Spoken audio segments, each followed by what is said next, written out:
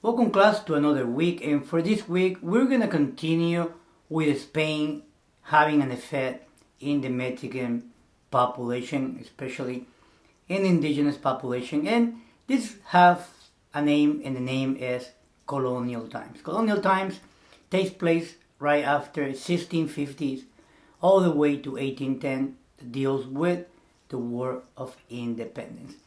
But 200 years in the mixing of all these different ethnic cultures, the indigenous with the Spanish, that gives birth to the mestizaje. And if you remember Malinche, or La Malinche, that becomes Cortés' lover, they metaphorically, they created the first mestizo child. There were thousands of mestizos, hundreds of thousands of mestizos as time went on, and they became the largest population of Mexico at that time. It's really important because they remain on the bottom, not all the way in the bottom, but they were under the criollos. So I'm going to cover really briefly the Sistema de Casta that has a tremendous impact, and today continue to have an impact in Latin America because it was a racial category of people. The lighter your skin color, the better off you were going to be in that society that was so racist. Even the Spanish, even the sons and daughters of the Spanish born in the Americas were looked down upon because they were born in the Americas and not born in Europe. So the caste system created a lot of resentment.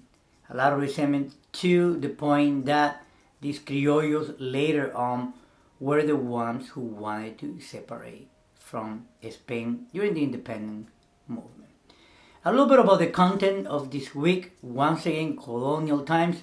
We're going to talk about three main women icons that have so much to contribute to not only Mexico, but the rest of Latin America, and that's La Virgen de Guadalupe, La Malinche, very symbolically, because she happens to be known as the traitor of Mexico, and just so many negative attributes, but she's been rescued by Chicanas most recently.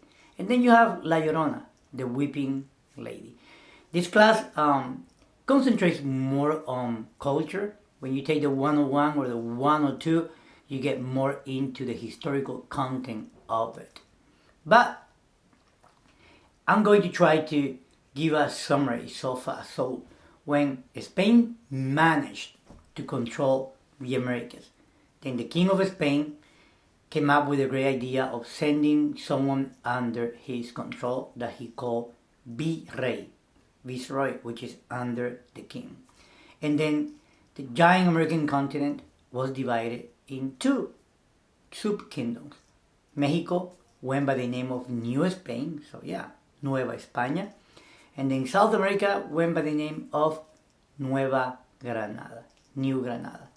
Two regions in Spain came to the New World with the name of New España, New Spain, New Granada, Nueva Granada. Now, this viceroy, who was appointed by the king, had to be in control of all this huge, vast land. If you look at the map that I have right here, you can see the viceroys. And then throughout colonial times, there were other viceroys throughout the Americas because, once again, it was really hard for them to handle. They broke this down into audiencias and then capitanías. So I'm going to give you an example. It's kind of like having the US, and then you have to break it down by states. Yes, the same way they have a governor, Spain also have a governor, but check this out. Most of these people who were political figures were from Spain. And even if you were a criollo is, if you happen to be born in the Americas, and even though you were white, you couldn't even have those type of jobs.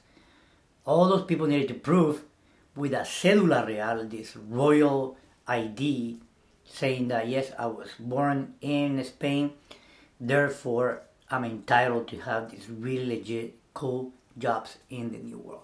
So the criollos start resenting that, Think about your white Spanish, not Spanish, but born in the Americas, and even though your mom and dad are from Spain, but you're born, let's say, in Guanajuato, Guadalajara, and then you are discriminated against. So, I know, white to white crime is funny in the New World, but not really funny because the caste system was horrible. It was horrible because this vertical pyramid condemned so many colored people. And I'm going to try to cover that as best as I can. So on top, you have the Spanish. On the bottom, you have the Criollos. Then below the Criollos, you have the Mestizos, which is the mixture between the Spanish and the indigenous. Then you have Sambos, which is the mixing of indigenous and blacks. Then you have the indigenous population, and then you have blacks. And you also have mulattoes. So all these people wanted to marry up, creating about 21 different ethnic groups. But the only thing that I want you to at least to acknowledge or even memorize for your test is that there were at least 4 main casta that I want you to remember. The Spanish conquistador, or the Spanish who came from Spain, they were on top. Criollos were the sons and daughters of the Spanish Europeans, criollos. Then you have the mestizo, the mixing of Spanish and indigenous. Then you have Sambo.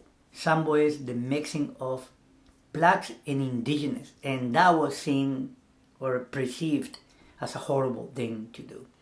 Then blacks were on the bottom. Blacks didn't even have a chance to redeem their soul because the color of black, even the ethnicity of the African ethnic background, was compared to an animal, someone who didn't have any soul. Indigenous, on the other hand, they were protected by the Catholic Church, who thought that they were innocent savages. And once this group of indigenous people who learned how to, I guess, acknowledge that there's a God, a Christian God, then they will be baptized, and then a soul will be given to them. And that will equate them to be equal as humans. So there was a lot of sketchy things in terms of race. The simple fact that even if you were mixed with black, you were already staining your ethnic background. I'm going to also cover in this unit the idea of pigmentocracy, which pigment means the color of your skin, and craso means a government. So yes, Latin American at that time was ruled by the skin color. It's a lot to cover, but I sort of wanted you to understand what was going on and how Spain was trying to control all these people, but that really got out of hand during the 1810s when the criollos, they said, Chale, no, they said, we don't want to be under Spain anymore. We wanted to be our independent country, separated from Spain, and they did. And that's what we're going to cover the last 3 more weeks when finally Mexico becomes independent. And then we have another clash of cultures because Mexicanos ended up meeting Anglo-Americans in Texas. That's all for now, and I'm looking forward to the next. Bye.